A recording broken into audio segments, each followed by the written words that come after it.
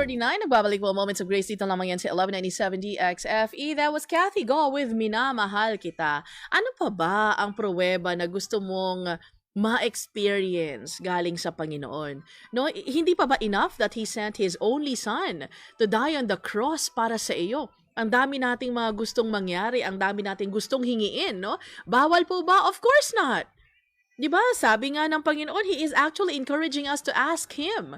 But at the end of the asking, always remember na at the end of our prayer, it is going to be God's will that will be done. Kaya nga lagi kong sinasabi, Moments, you enjoy your life today because tomorrow is never promised. Meron kang today, kasama mo ang iyong mga mahal sa buhay. Sabi nga ni Sir Eli Donghao, no, na si Jesus lang daw talaga yung perfect. Kaya, tama na yung mga hinaharbor natin na mga ill feelings sa ibang tao. Kasi sa totoo lang, this is a reality. Hindi naman lahat ng tao gusto natin.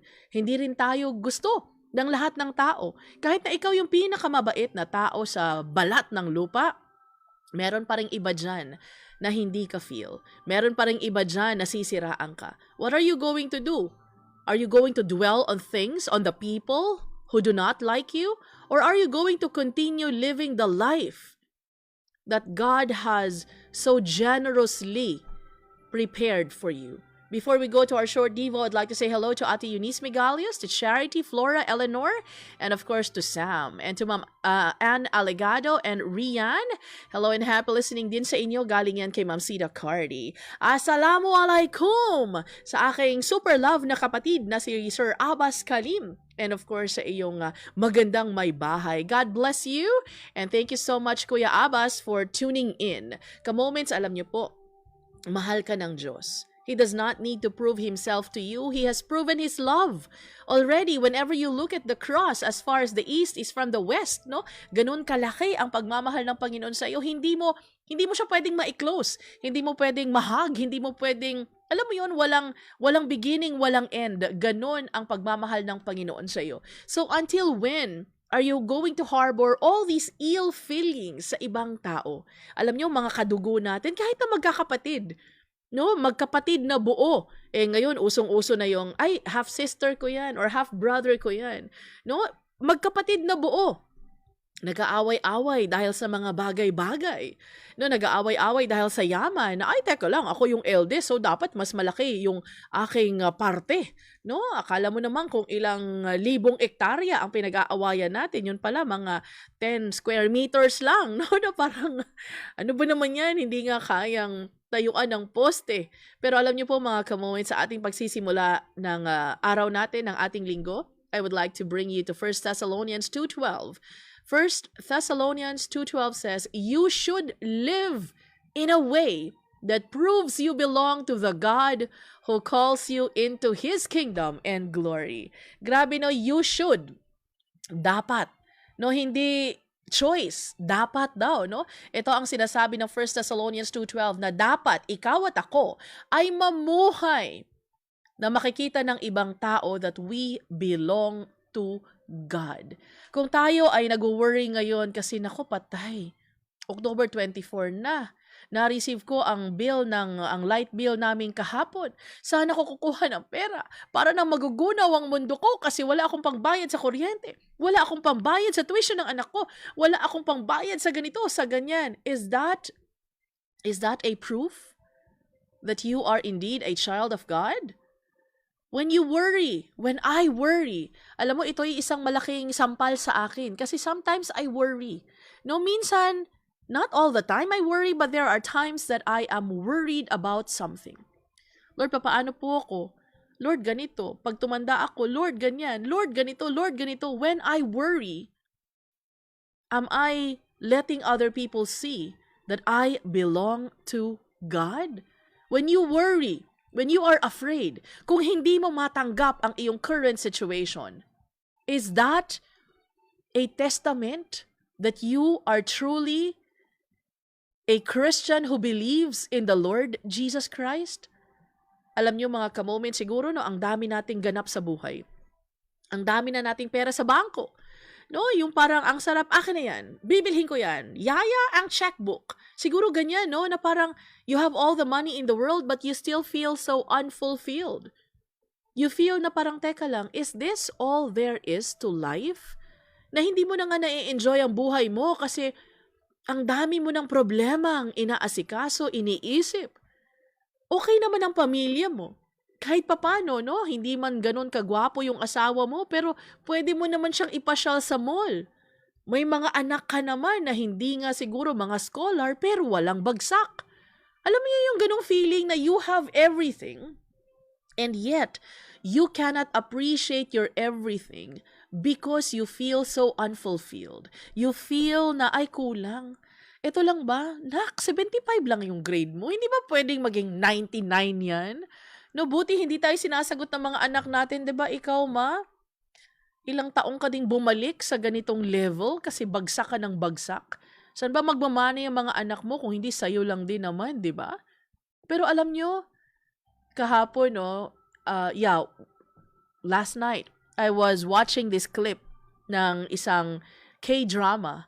No, sabi nung tatay sa anak, sabi niya, cockroaches are meant to survive. You're not a cockroach. Diba? Sabi ko, oo nga, no, napaka-profound. Minsan kasi tayo mga ka-moments, we live to survive. But we're not survivors. We are children of God. We belong to God who called us into His kingdom and glory. Pero kung sa tingin mo, ikaw ay survivor lang, alam mo yun na parang you just exist. You're not living. Yesterday sa church, sabi ni Pastor Arnel, are you existing or are you living?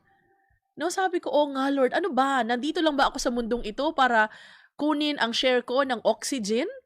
Or nandito ba ako sa mundong ito to live out the glory and goodness of God? Ka-moments, hindi kasi pera-pera lang ang solusyon sa lahat. Hindi lamang good health. You're not only here to survive, but you are here to live.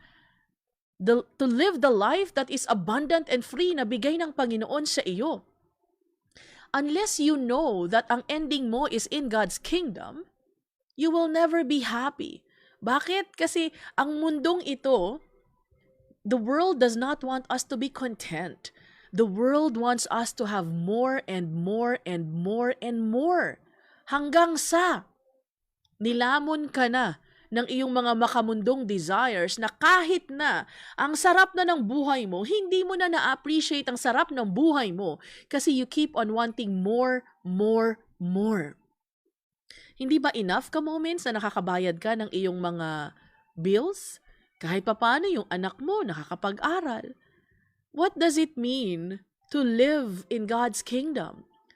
Alam niyo po, wala pa tayo sa kingdom ni God, no? Pero pwede na tayong mamuhay as if we are already in God's kingdom because doon ang papunta natin. No, we make God's agenda as our agenda. Masarap sana kung lahat ng prayers natin sinasagot ni God. No, ate, mag-a-apply ako ng Canadian visa. Automatic, approve. No, multiple entry. Ewan ko kung ilang years yan. Basta sa Amerika, 10 years, multiple entry. Yun na yung tugatog ng tagumpay pag ikaw ay nag-apply sa US Embassy. Probably sa Canadian visa, ganun din, no? Sa Australia or wherever. But what if na-deny ka? What if you were so confident? Kasi, sigurado ito, I'm well-traveled, I will be approved. Then suddenly, nag-away yung consul at ang asawa niya. Galit na galit siya. Tapos yung kulay ng iyong damit, yun din yung kulay ng asawa niya kanina. No? So, naggalit siya sa'yo na hindi niya man masabi sa asawa niya, pero sa iyo nabunton ang lahat ng galit niya. Denied. Anong magagawa mo? Alam niyo po, even if our prayers will not be answered according to how we want it answered, everything is always should always be in tune, aligned to the agenda of God. What if God's agenda is for you to cry today? No, sasabihin mo, ay no, ate, wag naman sana. Wag sana. But what if? What if sa lahat ng iyong mga gustong mangyari sa buhay, Puro gulay kinakain mo, puro smoothie, puro healthy, mga superfoods. What if the doctor tells you suddenly na, ay, ate, sorry, you only have X months to live. So are you going to hate God? Are you going to hate the world? Are you going to hate yourself? Are you going to hate everybody? Or are you going to make sulit every day that has been given to you? Alam mo, our will should be aligned to the will of God.